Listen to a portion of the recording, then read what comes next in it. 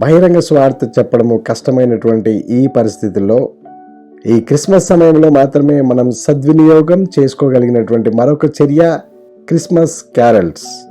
Christmas అనేటువంటి ఆ పదంలో క్రీస్తు యొక్క ఆరాధన ఎలా ఉందో అలాగే క్యారల్స్ అంటే ప్రత్యేకంగా యేసుక్రీస్తు యొక్క జన్మదినాన్ని గురించి స్తుతిస్తూ పాటలు పాడడం, క్రీస్తు యొక్క సందేశాన్ని, ఆయన ఎందుకు ఈ భూమి మీదకి వచ్చాడో అని చెప్పడం అనేటువంటిదే ఈ క్రిస్మస్ క్యారల్స్.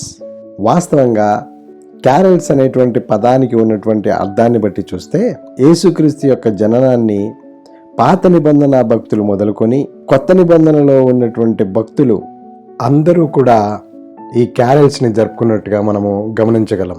ఎలాగంటే యేసుక్రీస్తు ఈ భూమి మీదకి శరీరధారిగా వస్తాడు, ఆయన పుట్టుక ఇలా ఉండబోతుంది, ఆయన పరిచర్య ఇలా ఉండబోతుంది, ఆయన మరణం ఇలా ఉండబోతుంది అని ఆయనను గురించి అందరూ ప్రకటించారు.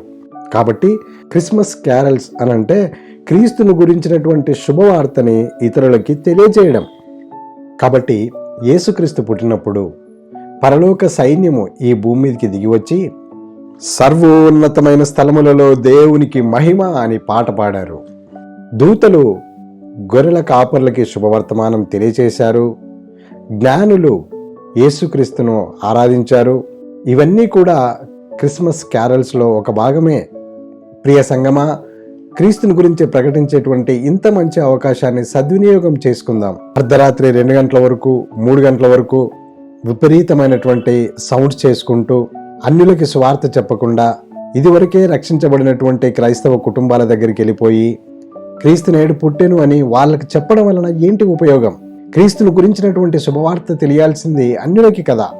కొంతమంది సంఘ కాపరులు వాళ్ళ విశ్వాసుల ఇళ్ల దగ్గరికి ప్రతి సంవత్సరము రాత్రిపూట వెళ్ళిపోయి క్రీస్తు నేడు పుట్టెను హల్లెలూయా అని చెప్పడం వలన ఉపయోగం ఏంటి? క్రీస్తు పుట్టాడు, ఆయన కోసం చనిపోయాడని తెలిసినటువంటి వాళ్ళే కదా ఆ విశ్వాసులు. అటువంటి విశ్వాసుల దగ్గరికి వెళ్ళిపోయి మరలా ఈ క్రిస్మస్ క్యారల్స్ పేరుతో పక్కనున్నటువంటి వాళ్ళని ఇబ్బంది పెట్టడం అనేటువంటిది క్రైస్తవుల లక్షణం కాదు. అన్యుల వలె రోడ్ల మీదకి వెళ్ళిపోయి వాళ్ళు తమ దేవతలకు దేవుళ్ళకి చేసినటువంటి ఆ అల్లరినంతా గుర్తుపెట్టుకొని దానికి రివెంజ్ లాగా క్రైస్తవులుగా మనం చేయడం అనేటువంటిది వాక్యానుసారం కాదు. ప్రేమతోనే ఒక వ్యక్తికి క్రీస్తును గురించినటువంటి జన్మదినం గురించి చెప్పాలి, ఆయన మరణం గురించి చెప్పాలి, ఆయన ఎందుకు ఈ భూమి మీదకి వచ్చాడో చెప్పాలి.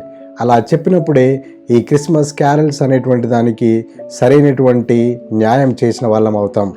కనీసం ఈ సంవత్సరమైన వాక్యానుసారమైనటువంటి క్యారల్స్ జరుపుకొని దేవుని నామాన్ని అన్యజనుల మధ్య మహిమపరుద్దాం. దేవుని కృప మనకు తోడై ఉండునుగాక. ఆమేన్.